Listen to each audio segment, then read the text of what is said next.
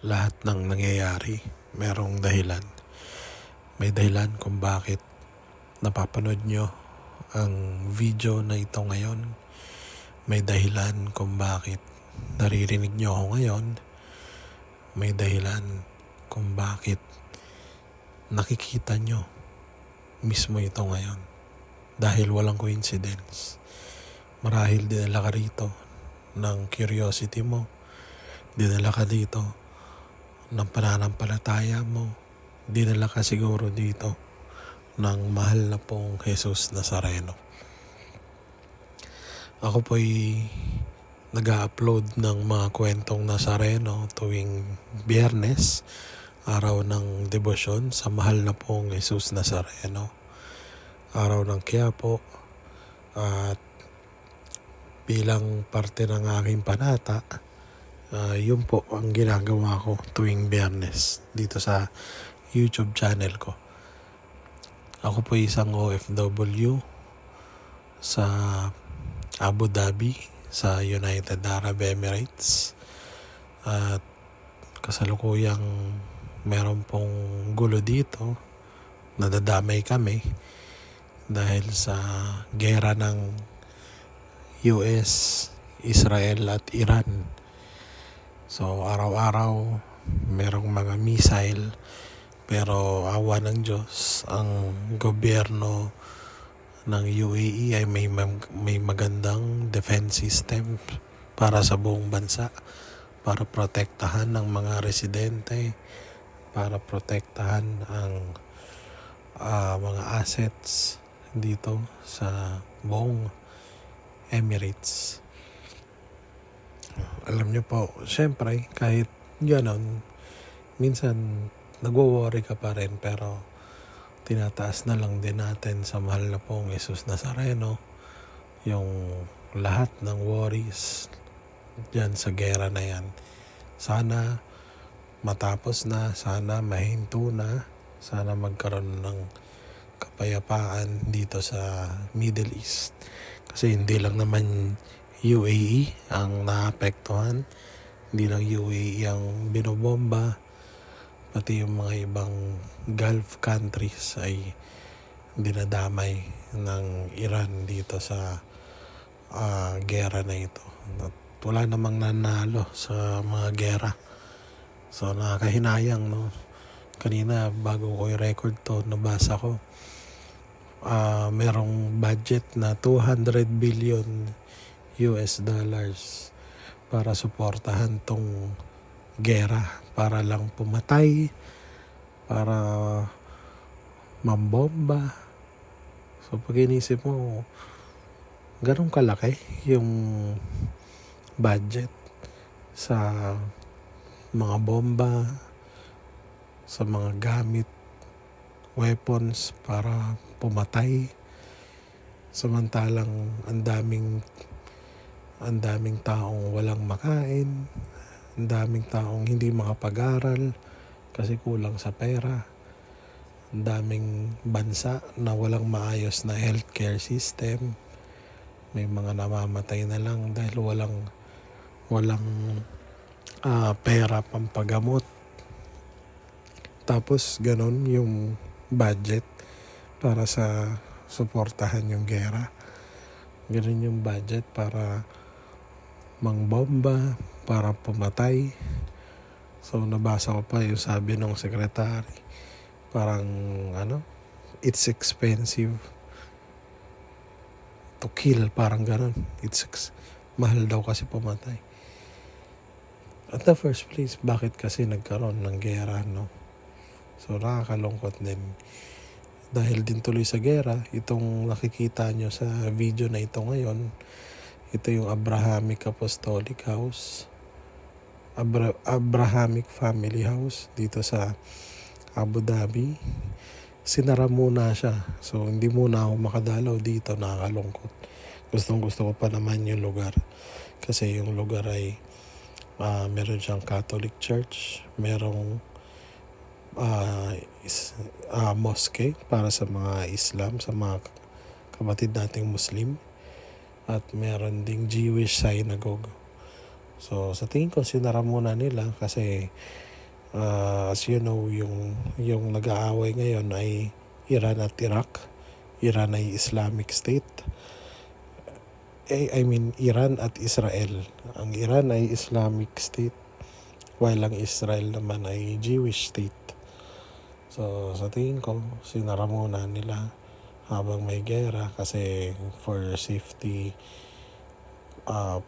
purposes. Pero napakaganda pa naman ang lugar kasi magkakatabi, pinagsama talaga nila yung mga iba't ibang reliyon kasi naniniwala yung gobyerno dito na through yung tunay na success ay makakamit lamang sa tunay na pagkakaisa, regardless of race, regardless of religion. Kaya nakakatawa yung sinisimbolo ng lugar na to. Kaya lang, sa ngayon dahil may gera, sinara muna. Sarado muna siya sa ngayon. Off limits muna. At isa pang gusto kong ikwento sa episode na to ay merong hindi kagandahan na balita sa nakuha ko sa aking pamilya.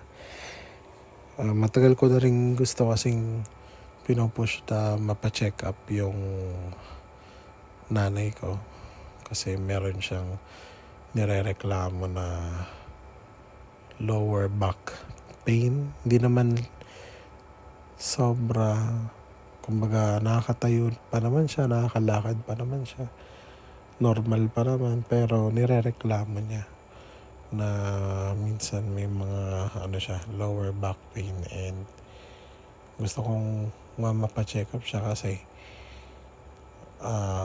naniniwala ko na posibleng issue siya sa kidney. Kasi dati madalas din mangalay yung lower back ko, tapos yung kaibigan kong may background sa nursing binanggit niya sa akin yun. Simula nun umiinom na ako ng supplement, tapos naging conscious ako sa tubig, umiiwas na rin ako sa soft drinks, tapos pag naninilaw yung ihi ko, talagang pinapalitan ko siya ng maraming pag-inom ng tubig.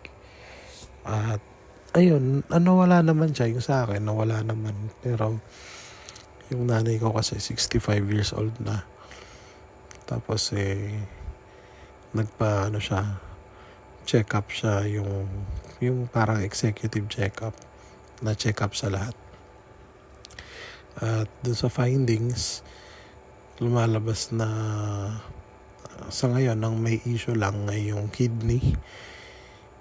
Maliit yung isa niyang kidney ng 1 cm kumpara dun sa isang kidney.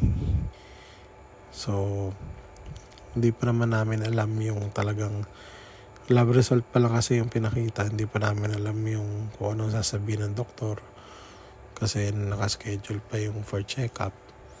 Pero syempre bilang anak, hindi mo maiwasang mag-worry, hindi mo maiwasang mag-isip. Tapos nasa malayo ka pa, nasa ibang bansa ka. Kung kailan nasa ibang bansa ka, tsaka mo nalalaman yung mga ganito na syempre. Alam mo na, ang kasi, ang daming kong kilalang may issue sa kidney. Kaya isa yun talaga sa mga kinakatakutan ko. Meron akong inaanak na baby lang, may problema sa kidney. Sa kasamang palad, hindi niya na-survive yung sakit. Meron din naman akong kilalang asawa ng dati kong katrabaho. Hanggang ngayon, nagda-dialysis.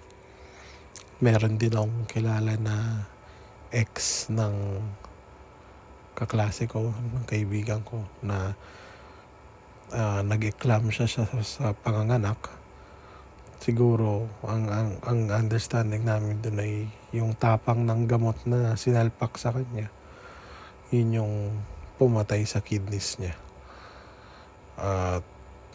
Tagal siya naghirap, pero ang nakakatuwa naman doon ay kidney transplant siya at ngayon ay balik na ulit siya sa normal, pero syempre may mga ano pa rin yun, monitoring. Pero yun, hindi ko siya makakalimutan kasi may mga times na gusto niya na sumuko, pero talagang lumaban siya. Tapos nakwento niya pa sa Facebook niyan na minsan daw mini-message niya daw lahat ng artista para siguro yung parang makakalap ng fans, na sinesend niya yung Gcash number niya para may makuha siyang donation.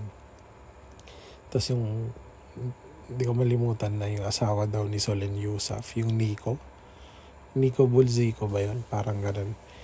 Parang Nico yung pangalan.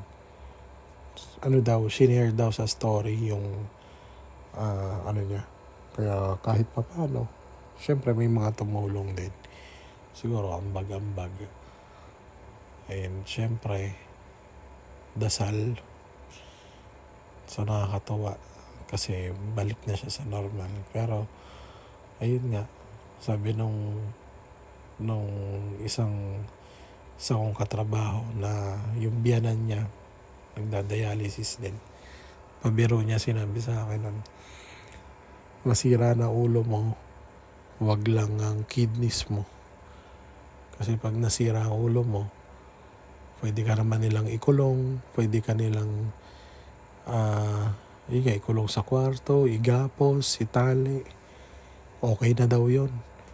Kaysa daw masira kidneys mo, buong pamilya mo daw papahirapan mo dahil sa gastos ng dialysis. Kaya wala pa naman kami dun sa ganung punto, pero isa talaga siya. Sakit sa kidney talaga yung isa sa mga kinakatakot ko, matagal na. Kaya ako very conscious din ako. Yung kapatid ko, yung ate ko, sinasabihan ko rin kasi madalas magka-UTI nun. Tapos hindi pa siya mahilig uminom. Hindi pa siya mahilig sa tubig. Laging colored drinks. Kaya, ayun. Tapos ito, medyo nalulungkot nga ako at nanghihinayin kasi nagtataka ako bakit nagkaka-issue yung nanay ko sa kidney.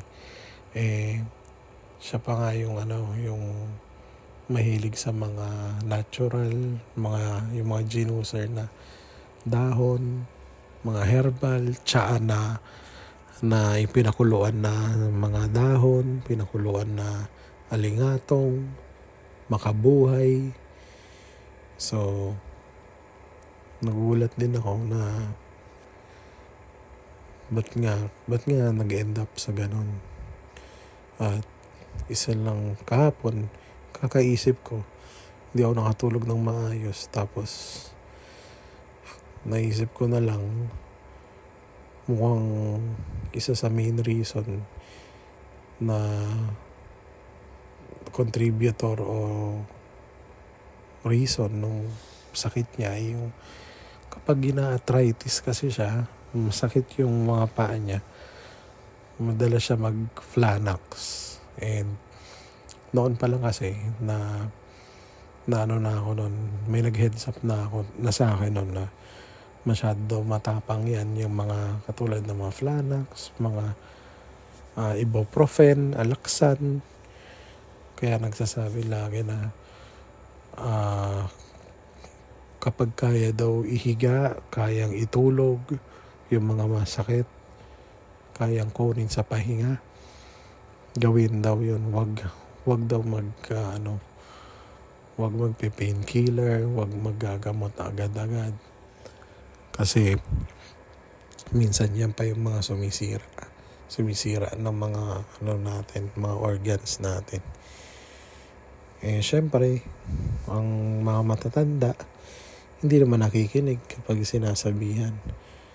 Kaya ayun, yan ang nangyari. Pero nandyan na yan. So ako naman nai-stress ngayon kasi nasa malayo na nga ako, may gera pa, araw-araw may missile alert, tapos may nangyayari pang ganun sa Pilipinas, sa pamilya mo, sa mga naiwan mo na merong may sakit. So, syempre, nakaka-anxiety, nakaka-depress. Hindi ako nakatulog ng maayos kagabi. Tapos, tumaas yung anxiety levels ko for the first time dito sa abroad, dito sa buhay ko sa abroad. Kasi sa Pilipinas, nung mas mataas yung anxiety ko nun, nalalaman ko kasi yun kasi may nangyayaring medyo nakakairita, parang ganun. So first time nangyari siya dito sa UAE, sa stay ko dito for almost 3 months. For the first time, yun, nagpakita yung sign na ang taas ng anxiety levels ko. Kaya, yun, nakakainis. Tapos kanina, nagbukas ako ng Instagram. Tapos sumakto naman yung isa kong fina-follow na laging nagsishare ng verse. Sabi dun sa reels na nakita ko na God wants you to hear this message. So, pinakinggan ko siya tuloy-tuloy. Tapos nagkwento yung nasa reel yung nagdi-discuss, sabi niya, nagbasa siya ng verse na ang pinaka moral of the story is God will never leave you. God will never abandon you. Parang God is with you. And hindi ka dapat mag-worry kahit tahimik yung lugar. Sabi pa nung nagdi-discuss, kapag nag-e-exam ka daw, kapag may test ka daw, nung college ka o nung estudyante ka pa lang, kapag may exam ka pa daw, completely daw yun, tahimik madalas. Pero hindi daw ibig sabihin tahimik, hindi nagmamasid yung teacher mo. Diba? So habang nag-e-exam kayo, tahimik, pero yung teacher mo nakabantay, nakaantabay, tinitingnan kayo lahat, nag-o-observe. So ganoon din daw dapat ang isipin natin na kapag may challenges, kapag may mga test sa buhay natin, hindi porke tahimik ay walang nagmamasid, walang nakabantay. So ganoon din daw si Lord, ganoon din ang Diyos. Kaya wag tayong mag-isip na ba't ganon, ang tahimik, hindi ko maramdaman, mga ganon.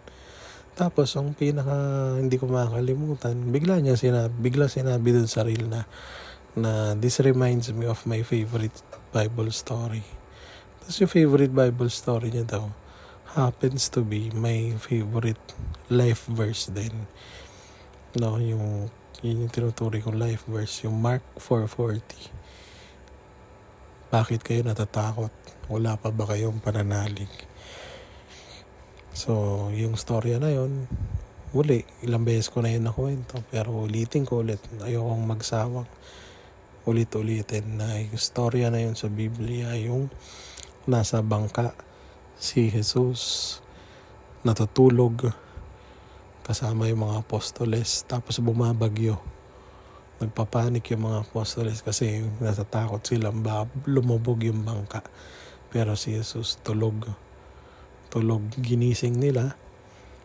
Bumangon si Jesus, pumunta sa harap ng bangka, tumayo, nagdasal at pinakalma yung bagyo, pinakalma yung alon sa dagat, at naligtas sila lahat. Nung kalmado na lahat, sabi ni Jesus sa mga apostoles niya, bakit kayo natatakot? Wala ba kayong pananalig? So, pinapaalala lang sa atin na hindi tayo kailangan matakot.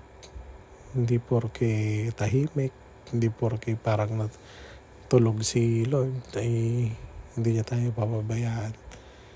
Always remember na nandyan si Lord sa tabi natin.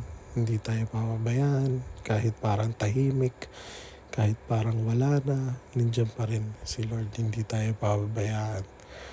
At hindi tayo dapat matakot kasi nga ilang beses binanggit sa Bible na don't worry.